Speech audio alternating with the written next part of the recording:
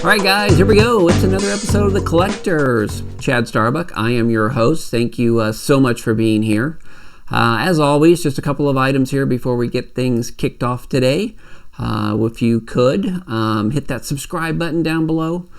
And if you like today's episode, be sure and hit that like button and share it out with your friends and family. And as always, you can follow along with me on Instagram. I remember when vintage, right there below there. You can see that.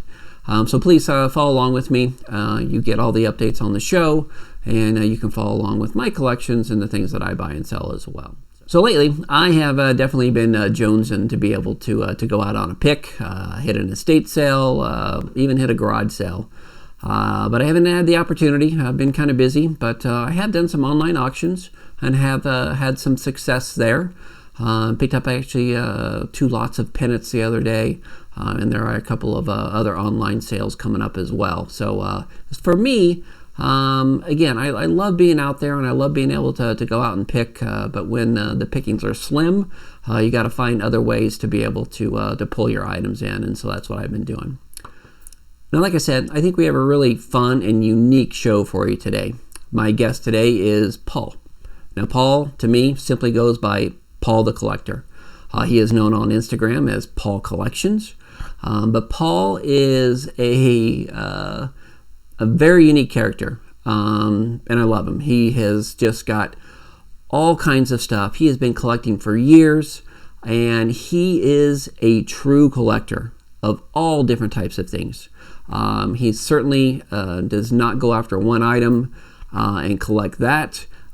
He is all over the board to whatever fascinates him and strikes him as being awesome at that particular time. So I'm really excited to have Paul as our guest today. So let's just jump into our conversation with Paul the Collector. All right. Hey, Paul, welcome into The Collectors. So glad to have you on the show. Thank you for being here. Yeah, it's great. I really appreciate you getting me on the show. Well, I am excited. I am excited to talk to you tonight, and I am not going to. I'm not going to ask a lot of questions tonight. I mean, you have got so much stuff in your collection that I think it's best to kind of jump in. That being said, though, you've been doing this for 40 plus years, right? And there had to be a point where you got started, So, what really was that inspiration, or what made you kind of jump into this the way that you have jumped into this, which is just all out? Yeah, well, I think it first happened like around 5th or 6th grade in school when we took school trips. We went to this really great museum that we had. I grew up in West Des Moines, Iowa. Okay. The capital city of Iowa. And what happened was we went on a field trip to the State Historical Museum. Right. And it looked like Monticello. It's this huge, gigantic building. It's just full of unbelievable things that really sparked me on history. Okay. Because you go in there and they have all these gems and minerals. Yep. They have fossils. They have different Indian artifacts. They had just one history artifact after another. They had George Washington's wooden dentures were in there. Wow. You don't forget those kind of things. It's so exciting to read about them and look at the different displays. And that's what really got me started and gave me a fascination for history and art and all these type of things. That kind of sparked you, right? Sparked the interest in, just in items and collecting and stuff. So what were sort of those kind of first items that you really started to collect? Right. So, well, the field trip that we went on was when I was a little kid. So then, and a lot of these collections, you need to have some kind of disposable income. Right. Things you can, you got to have money to buy stuff, right? So what happened, though, when I was a child is my father would take us out in the wilderness of Iowa, and we'd go on these nature hikes. Yeah. And I mean, when you're a child, you don't realize how beautiful nature is and everything is until you get older and things. So what I would do was go around and look for rocks. So I'd be like walking around these different places, like through farmers' fields, and Right. before you know it, you're looking down, and there was like this beautiful rock that got me started, and it's this rock right here. Oh, very nice. Like That's cool.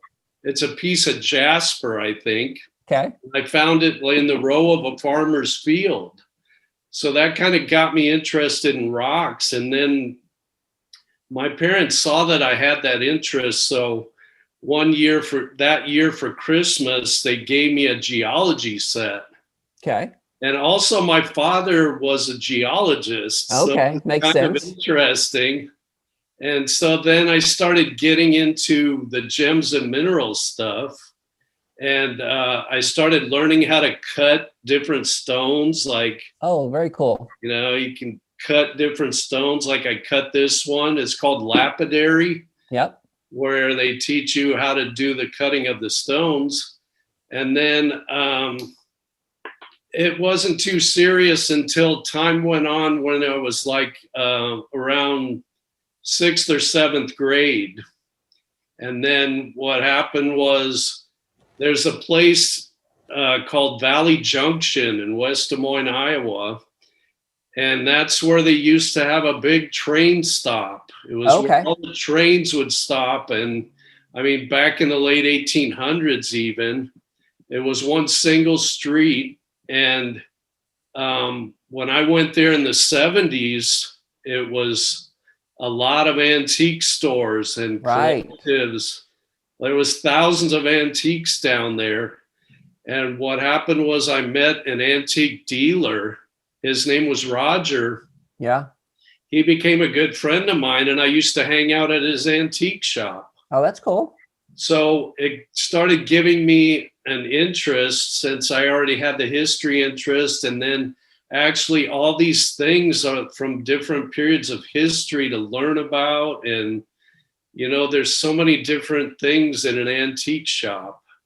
And he was just a great guy for teaching me these things. And once he started teaching me, I started learning more and more, and just like a sponge to learn new things and go on adventures and down the street looking for stuff. So here's where my adventure started. This is where you turned into Indiana Paul, right? Yeah. So what happened when I find things like this, cast iron stuff? Oh, that's sweet. I started enjoying a lot of things that were from the 1800s. Okay. It just started fascinating me, the late 1800s. And so what happened was I started learning about it, and then I would go to these antique collectives and look for these things. And, with what money I had, and that really had an impact on me. But the first real collection that I started up was the beer cans. Oh, okay. So I went out. It was really popular in the mid 70s. It was like one of the biggest collectibles in the mid 70s was collecting beer cans. Yeah. So I bought books and started reading them and learning about all the beer cans. And I started buying whatever I could find for the little money that I had. And I ended up, I would buy the 50-cent or $1 cans. I'd look in the newspaper where they'd have garage sales, or it would say beer can sale. I would, go to that. And then you'd find the beer cans, and, a lot of times you'd be looking for cans like this, where it's a cone top can. Yep. Like most of the most desirable cans had cone tops on here. So you're looking for these really early ones. And this is kind of what started the beer cans, because they made these cone tops on top of the cans because they could use this on the bottling line where they previously had the bottles, the beer bottles at the breweries. And it was easy for them to convert it and do it that way. But then later on, they decided that it was hard to store those cone tops in cases. I mean, even though they had the beer bottles and the cases for them, so eventually what they did is they went to the regular flat top cans like this. So I got this beautiful can. Yeah, that is nice. So that got me interested in the collecting, and I collected them for a little while and the antiques and stuff. And then I started getting into, some other interests, not really collecting as much. And then as I got older, I decided I was going to go in the military. Okay. So I went in the military. I was in the U.S. Navy for about 3.5 years. And then after I got married and I had a child and I moved to California. Yep. Because I wanted, my father previously lived out here in the Bay Area in Silicon Valley. And so I lived there a little while before I went in the Navy. And then when I moved back, I wanted to raise my family some, and I didn't really collect much. Right. But then I looked in the newspaper again, and they were having a bottle show, an antique bottle show. So what happened was I went to the antique bottle show, and I was looking around there, and it was really fascinating to me. And there was a lot of bottles that were local history, and I started learning about them. And I met a gentleman named Bob. Okay. And we became really good friends, and he started teaching me about the bottles. He invited me over to his house. He had 1,000 bottles everywhere. Wow. He went on all these adventures to find the bottles, and he told me how to find them. And he actually showed me where a bottle dump was from the 1880s. Oh, wow. That's great. And he showed me how to find the bottles. And this was like when I was in college. Yep. And so what happened was I started digging there an entire summer, my summer off when I was in college. So I started learning everything about these local bottles, and it was just fascinating. So like you look for these bottles like this, they're like from the 1800s. Yep. And back then they would have an applied top on them. Like they had to apply certain areas on the bottle where it wasn't just all machine made. Okay. So, and some of them that were earlier would have like a pontil on the bottom, like from the 1860s, where they had to break off a rod from blowing the bottles. Yep. Like this one's a poison bottle, not to be taken. Oh yeah, those are some of the best, aren't they? And what it does is it warns you not to take it or whatever. And it's got this rough surface on here to warn you when you're touching it even. Yeah. So you don't accidentally, use it in the wrong manner. I've heard that the poison bottles are some of the most collectible. Is that right? It varies. Whiskey bottles. I always liked the medicine bottles. Yeah. They had all these cure things embossed on them.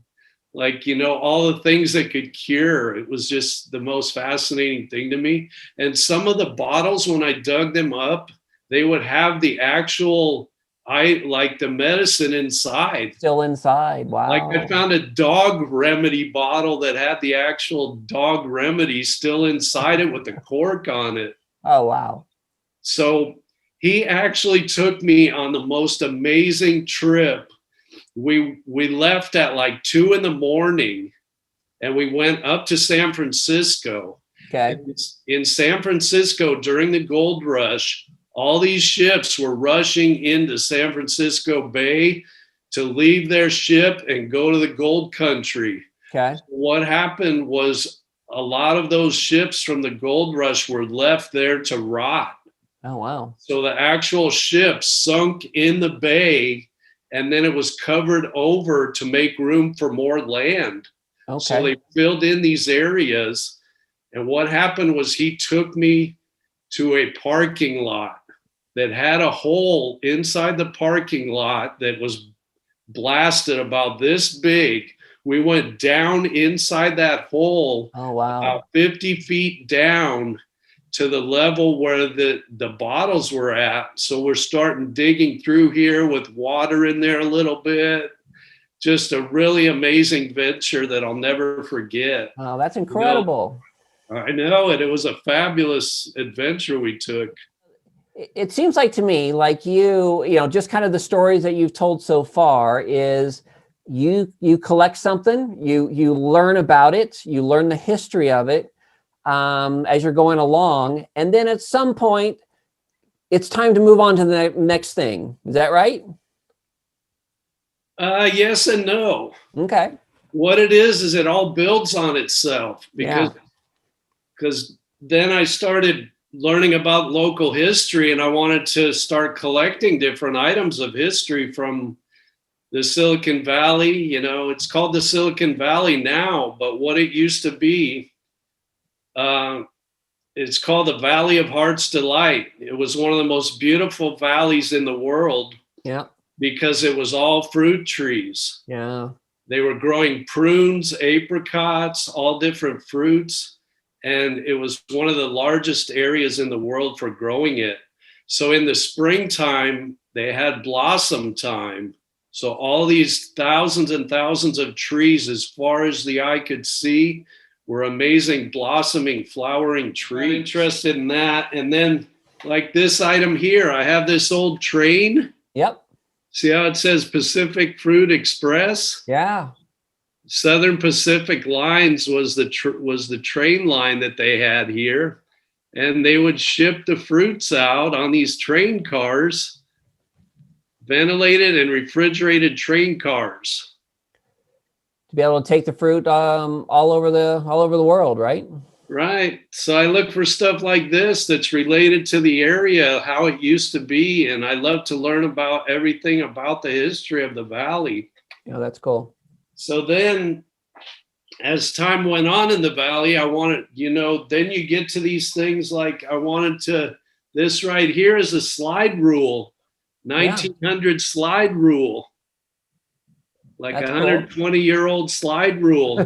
These are what the engineers would use these things back in the day to calculate their thing, Sure. Any kind of technology I started getting involved in because there's such a history. And I even had a job. I was working security at one of the computer companies that made the computer chips. Okay. So it started fascinating me how the chips were made, items like this. Oh yeah, that's cool. This was a symposium that had all the major computer companies get together, all the chip producers. They all got together, and each one of the companies got one of these, and it has the actual chips from 1992. It tells the capacity, how much they held, and it's just, a total development. And in this tech market, these chips, like every year, they're exponentially getting more storage and more power and more capabilities that they can do. Let's take a little right turn. So you've got, all the stuff that's kind of historical in nature, makes you kind of want to learn about it and all of that. But then you have also got some collections that, I think are just really cool that are potentially, sports related. Right. You've got things that are clothing related and such. Yeah.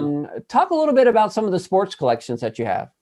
Okay. So the next thing that I got into after the bottles and, the local history things was the cards. Yep. Because back in around like the late 80s, early 90s, it was a huge explosion with the baseball, basketball, all the different cards. They made so many millions of the cards because there was such a demand, and I would go to the card shows, and they had card shows like 3 or 4 times a week. I know, back in the 80s and early 90s. All these different baseball card and different shows. So what would happen? You'd look for the packs, like unopened packs of stuff. Yep. Like these are from the 70s.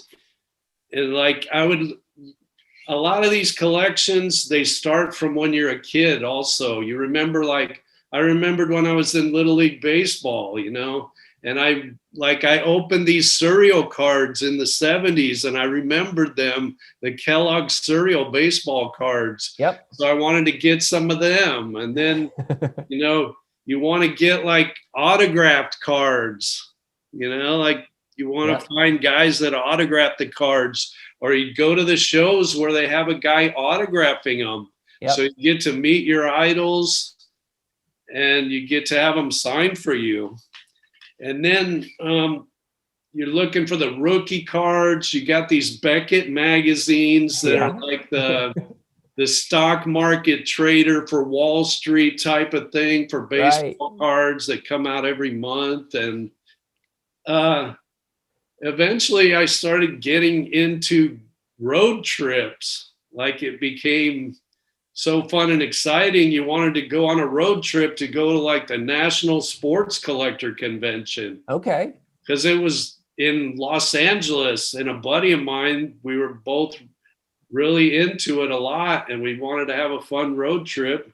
So we went down to Los Angeles, and every time you go to these shows, then they get bigger and bigger and bigger. And then when you go to the largest one, it's just mind blowing on all the things that you learn and see there. What year was that? It was like sometime in the 90s. In the 90s. Yeah. Yeah, like I myself, that's how I got my start, was in baseball cards. That mid 80s with Topps, and then you had Flair and Donruss come in, and all the other sports cards also came in at that time. But during that mid 80s, that was certainly the heyday for sports cards. So then what happened when we were at the show is, as you go in, they have these sample cards. Yeah. So like the Upper Deck cards are coming out, right?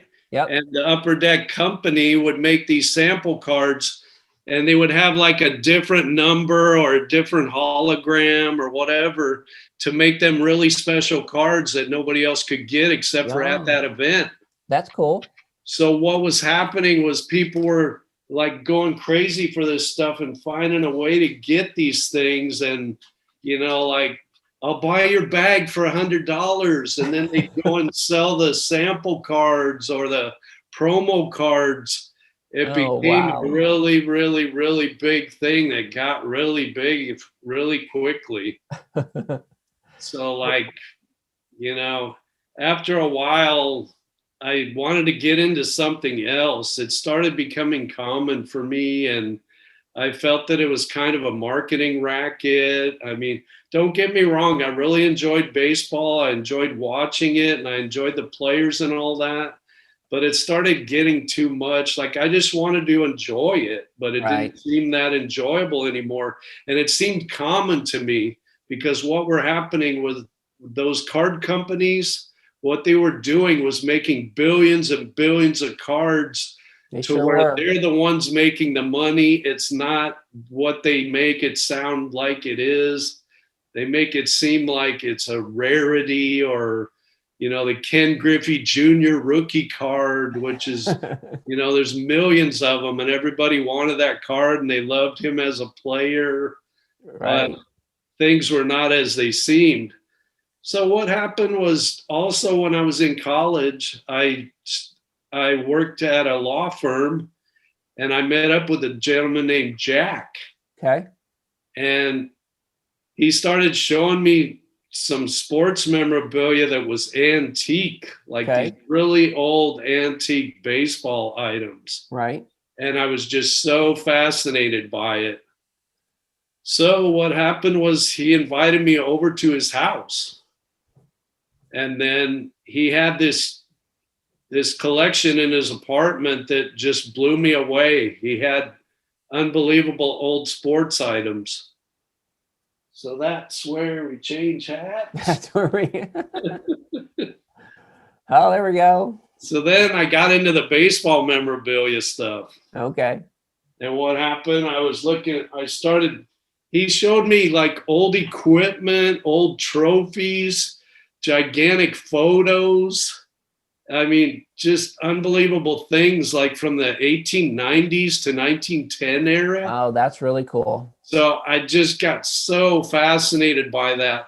And that's really where I became a hardcore collector. I mean, I was so into it. It became an obsession because I wanted to collect these things any way I could. I wanted to be the first one wherever I went. I wanted to go, like I'd go to the flea market or like you do with the estate sales. You want to be the first one there. You want to find a way to get to the stuff before everybody else. Yeah, you sure do. You're trying to get to stuff like these old baseball gloves. Oh, that is fantastic. I love old gloves. Yeah. First baseman's glove from like 1910, 1920 era. Yeah. Because it's so different. Nobody has this kind of glove anymore. Nope. You know, the evolution of these things I love. I love how different it is from the gloves that the players use right now. Yeah. So like that, or I was looking for antique football items, any kind of sports items. That is great too. Like these were called melon balls because they came out so long ago. Looks like a watermelon. It looks like a melon. It didn't have the pointed ends on it. Right. So you're looking for, I was always looking for things that were unusual and different and not like Joe Montana when he's throwing a pass or whatever. This would be hard to throw a pass with because it was mainly a running game more. Right. You know, this ball maybe from like 1900, 1910. Yeah, that is great. And like the football helmets, this is what they used to have. Yep. How many concussions would you get with this? It's all leather, you know. They all had concussions all the time, probably. It's just so fascinating to me that they originally, before they even had helmets like this, all they had were stocking caps. Yeah, they didn't wear anything. They had no protection. Just so we can touch on some other things too. So obviously, you know, the sports memorabilia items I think are fantastic. I have always been drawn to those myself. You've got some other items in your collection. Another item that stands out to me, just because I don't think a lot of people collect them. Well, I don't want to say that. There's probably are a lot of people collect them that I don't know about. But is your shoe collection, especially, you know, talking about some of the Nike shoes and things like that. When did you get into that? Okay, great. New hat. Here we go. So what happened was around, I don't know, the early 2000s, like around 2004. Yep. I was downtown and there was a flyer at one of the little stores that I went to. And on the flyer, it said Sneaker Club. So I wanted to see what that was all about. It was at the university, and I went to the meeting, and I was just fascinated by these guys that collected the sneakers. Okay. And so what got me interested in that also was, it may have been somewhat when I was a child, because when I was in high school, all the kids had these Nikes. They had this Nike right here in the mid-70s. It's called the Cortez, and it was the very first Nike that came out that was mass-produced by the company. So that is fantastic. So what happened was all the kids that were preppy and had all the money were the ones wearing those. And I'll never forget that, because I never got that shoe and I kind of wanted it or whatever. Yep. I mean, it didn't affect me till I joined the sneaker club. So I wanted that shoe, right? But then back to the sports memorabilia thing, you know, I started seeing all these sneakers that they collected, and then I wanted to relate it back to all the things that I've collected and stuff. Sure. Like I would look for antique sneakers. Oh, yeah. Like this is a 1930s basketball shoe that was never used. That is Look great. at the bottom. Wow. Looks like a tire tread. Yeah. Just fascinating stuff like this. That is really cool. But then what these collectors were into was the Michael Jordan shoes. Yeah. They want all the Jordans. So like one of the most famous ones they want are these. These are the Jordan 11s. Those are nice. Because if you look back in the history of Michael Jordan, the things he did on the date that he was wearing these shoes and all of those type of things, right? Yep. So I started going on eBay because eBay was coming around, and they were still having sneaker conventions too that you could go to every once in a while. But the main thing that I would do was go to garage sales, go to flea markets, go to eBay and look for these different shoes. So like one of the conventions I went to, I saw this shoe that I just loved, it was a baby shoe again. Yep. And these are Nike SBs. And they had these really cool designers that were designing these things back in the early, like 2005 era, 2007. Yep. So this one's called the Ray Gun because it has the little alien on it. I can see the little alien. That's cool. So then I saw this shoe at the sneaker convention and they weren't selling it. So I'm like, no, I want that shoe. So then I'm out and about looking for it on eBay and stuff. And I found a pair on eBay. Oh, that's cool. Because what happened is they didn't make very many baby shoes for these. And these are the coolest baby shoes they ever made. So I like to have unusual things. I don't just want to collect shoes that I'm wearing, right? Right. Because I was buying shoes that I wear also, Now, is it primarily the Nikes that These are Jordans too. Like I love these. I would buy stuff that fits me and I love to wear and I love the design. Yeah. These are the Jordan 20s. Yep. Like the Jordan 1s came out in 85 and then every year on his birthday, they would come out with a new one. Got it. So this is like 2005. The 20s came out. They get all these really amazing designs. Did going from shoes, did that kind of get you into the clothing? Because I know you've kind of jumped into clothing as well, right? Well, when I was doing the sports memorabilia too, I was into the jerseys. Yeah. And I even collected some of the players' jerseys, things that they wore, a couple of those. And even one of my trips to the flea market, I found a game-used uniform from a St. Louis Cardinals. Okay.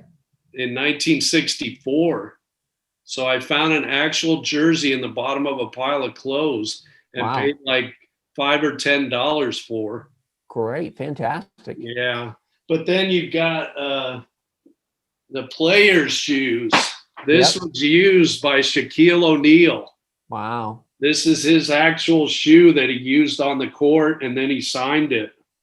Now, can you get both of your feet in that one? Probably. Size 21. Wow. I like variety. And then you compare it to today's shoes that are amazing. This was the last pair that I bought just last week. Okay.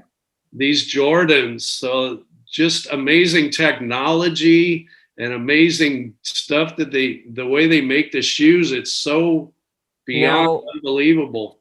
Now, do you have all the Jordans? I've just done what I want to do the way I. Okay. A lot of times when I go out, the stuff finds me. Got it. Like a lot of people are looking, I got to go find the Jordan 8s when I'm at a flea market or whatever. Yeah. They may never find it. They could look for years, And a lot of these things with these sneaker collectors, it has to do with money. Yeah. So there's certainly a lot of them. And I know sky's the limit. Yeah, a lot of these guys are certainly doing it as an investment to where they're looking to buy and sell. Is there another collection of yours that is like really important to you? Maybe it's something that you're doing now or something that you've done in the past. Yeah, I've got one here. The next one would be the art collection. I started collecting paintings. Like I would see these paintings like this. Yep. It's local history. Yeah. 1950s or 60s original painting Yeah. of San Francisco. Okay. So I started collecting little paintings and going to art shows locally. And I started becoming friends with some of the artists. And I became involved in their lives in terms of being friends with them and learning about, all about them as artists. Yeah. So like this is a local artist. I bought her painting. Oh, Her cool. name's Christine Benjamin. This is her alter ego, Chico. And Okay. we all remember when we were kids in bed and we're having like worried about the boogeyman under the bed or in the Yeah. closet. Of course. So this really reminded me of that. And I really love her art style. So I became really involved with the artists and going to the art festivals and going to the art viewings at the galleries and helping the artists make some money, Well, that's great. But then what got me obsessed around 2004 or 2005 was I got into the skateboard decks. Oh, yeah. So what happened? I went to this art show. Okay. It was an art show that was put on by Jim Phillips and Jimbo Phillips. Okay. They're famous artists. They designed a lot of the graphics that we all know on the Santa Cruz skateboards. Cool. And they were holding a gallery show of skateboard decks. And when I went to this show, it changed my life in terms of collecting again. Okay. So what had happened was I was fascinated by the artwork, by the skaters.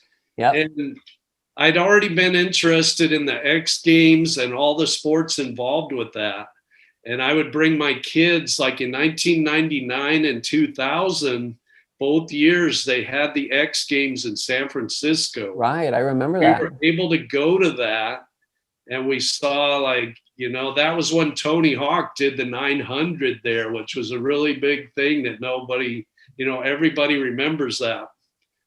So after that art show, I wanted to start learning about all the skateboards. I knew a lot about skating before and the skateboarders, and I was really involved with watching it on TV and all that. And I'd done some skating earlier in my life, but just after that art show, I wanted to start collecting the boards. So back to the history again, I wanted to learn the history and the evolution of it. Okay. It fascinates me. Okay, where was the beginning of all this happening? And how do I get one of these skateboards that started the whole thing, right? So what happened, some of the first skateboards were like this. Yep. What they did was they took a roller skate and they cut it in half and they attached it to a handmade, homemade wood board, however they shaped it. That's probably has clay wheels on it, right? Yeah, because the clay wheels were on the roller skates when they were inside the roller palaces back in the day. In the 40s, 50s, 60s. Sure. So that's beautiful. skateboarders had to start out by making their own skateboards. Yeah. Then what happened was like you could go to the drugstore and buy skateboards, right? So you could buy these really low price bargains like this. Yep. That have metal wheels. Yep. The problem with these things, you'd be going and you hit a rock or you hit anything and you're going flying. You would pretty stop just like that, wouldn't you? The invention of the urethane wheel. Yep. In the 70s. So then as time went on, they kept developing the decks and then they started making these half pipe ramps. Sure. And that started the vert skating and also the pool riders. They would go in sneaking into pools and riding their skateboards in the pools. But then in the 80s, there was a huge surge of skateboarding. Yeah, there was. And that's when, the main era that probably millions of people were skateboarding at that time. Sure. Yep. So they would have decks that were huge, like Yep. this one of Tony Hawk. Yeah. They would be giant, and they had all these plastic on them to protect them, and they weighed a ton. And it was amazing that these guys could go up on these vert ramps, and they were like Evel Knievel, or they were unbelievable moves that they did. Well, those are, I think those boards are really cool. And I have been fascinated by boards as well, primarily the ones kind of in that, in the 70s, late 60s, early 70s and such, because those are just kind of the start of the boards. And I thought those were really cool. So then what happened was around 1990, they were changing from those big boards that were vert boards. People still did some street skating and stuff, around, but there was skateboard parks that people went to that had those vert ramps, and so street skating started around 1990. Okay. And then that's when the popsicle deck was invented. So it's like a popsicle stick shaped. Yep.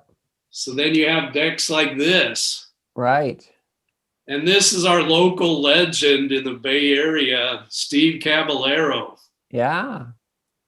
So he lived in the area for most of his life. He recently moved down to LA, but this is one of his skateboards. He is a member of the Bones Brigade, which is a really famous group. There's movies on them, and just amazing their skills. Yeah, I think the boards are just beautiful, and like you said, as far as the artwork that was published on a lot of these boards, is just really amazing artwork. So then I wanted to get to that because there's all different ways of collecting the skateboards. Like, people remember when they skated those older boards from the 80s, or any other board really. Right. You remember when you were a kid and how much fun you had on that board. So what happens is, like, 30 years later, you're like, oh my gosh, I remember that skateboard I used to have. Like, you see a picture of it somewhere, or you're like, oh, I want to get that one again, So it's everybody wanting to reminisce about their childhood or the fun times they had. And they start collecting the ones that they rode before. And these are disposable things, people, they're meant to be ridden. And most of them were destroyed, or a lot of them were. I mean, in the mid to late 80s, they made so many of the boards. It was so popular. So there's still a lot of them, that are still out there, but there's still a lot that are hard to find. So anyway, you can collect for the graphics, like I want to show this one. Oh, yeah. This is a famous artist, Keith Haring. Yeah. So it's an art deck. Yeah, that is fantastic. I love that one. Yeah. Some of them have, like, it's got beautiful designs on it. Yeah. These are babies crawling. So there's just so many ways that you can go with the skateboard decks. I mean, a lot of people are serious, like, you should be riding that. And other people are saying, no. Oh, I love it as an artwork. I want to put it on my wall and enjoy it and remember the deck I used to ride, or, that way. So it's mixed. And then people start getting into it like it's baseball cards, like, this one's going to be worth a lot of money, or whatever. I just do it for the love of it all. No, they're fantastic. They are certainly incredible, and I think the artwork on them, like I said, is really cool. Now, Paul, we could go on all night. I mean, there are just so many things that are in your collection. We could just keep going and going. But I do want to give you a chance. Is there one last item that you want to show us? Do you have something that kind of? I want to show you a couple of the vintage clothing things. Okay. Because I was always into the vintage clothing, in terms of the old sports items. And when I was a teenager, I was into the surfing stuff. So I was into shirts like this that came out in the late 70s, early 80s. Yeah. I love these type of shirts. They're gotcha, Quicksilver. Yeah. They made so many different ones in bright colors with beautiful graphical designs, right? Yep. And then I would collect things like polo shirts, the vintage polo, Ralph Lauren. Yep. But then I wanted to talk about the recent craze that just happened, that is very recent and only happened during COVID. Okay. And what happened was on Instagram, a guy started doing auctions on there. And what he's doing is selling vintage t-shirts. And it started an entire craze from the 90s. Everybody wants to collect all these 90s shirts. So it's going to be movies, it's going to be music. Yeah. Like we've always collected t-shirts from the concerts we went to. Sure. Or the movies we saw. Yeah. There are auctions going on virtually every hour of every day almost. Yep. I think there's a lot of people, a lot of people are just on Instagram are certainly selling a lot of items, but the auction aspect of it is probably a little bit different. What is that? That's from what? Who is that? This is from the Ghost Rider Yeah, movie. Ghost Rider. It's a Marvel Comics, the movie. I bought this on one of the auctions because I love the movie and I love the graphics of this. Yeah, that is really cool. And then I would like to end with just one quick story. Okay.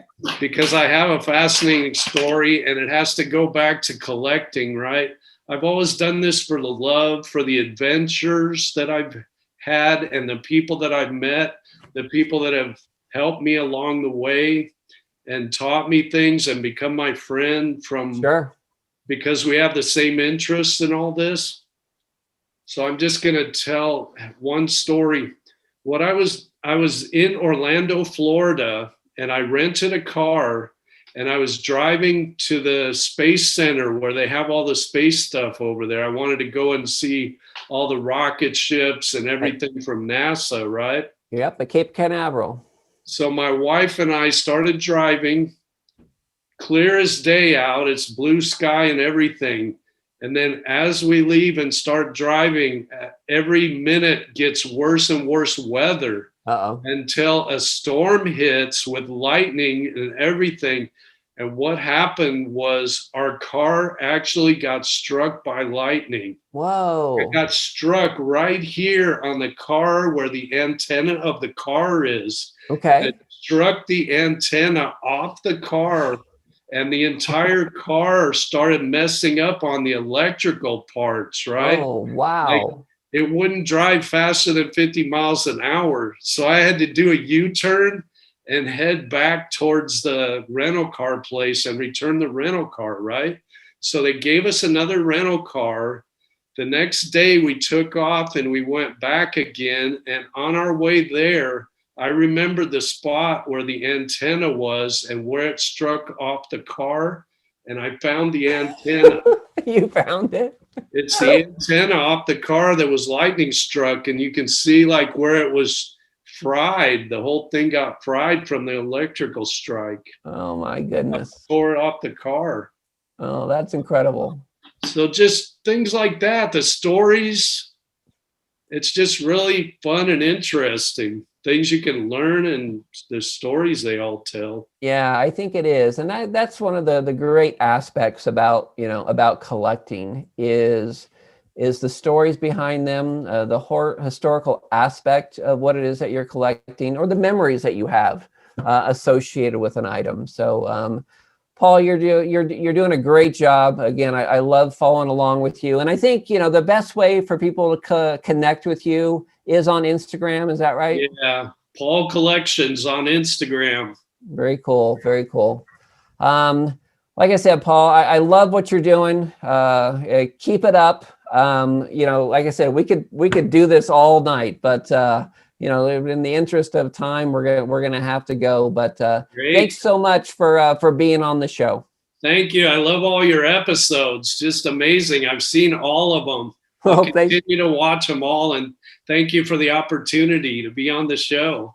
Well, that's great. That's great. Well, take care of yourself and keep collecting. Great. All right. We'll see you. Well, there you go. That was certainly another fun episode of The Collectors. I want to be sure and thank my guest today, Paul the Collector, known on Instagram as Paul Collections. And I tell you, we certainly could have gone on and on and on with all the different items that he has collected over the years. So it was certainly a pleasure having him on. I also want to thank you guys. Thank you so much for watching. Be sure and hit that like button and share this out with your friends and family. And as always, go ahead and subscribe to this series as well. That way you can follow along and check out all the episodes that we've had of The Collectors. So thank you again very much for following along with the show. And then join us next time as we travel the country in search of another unique collector and collection. Take care and keep collecting.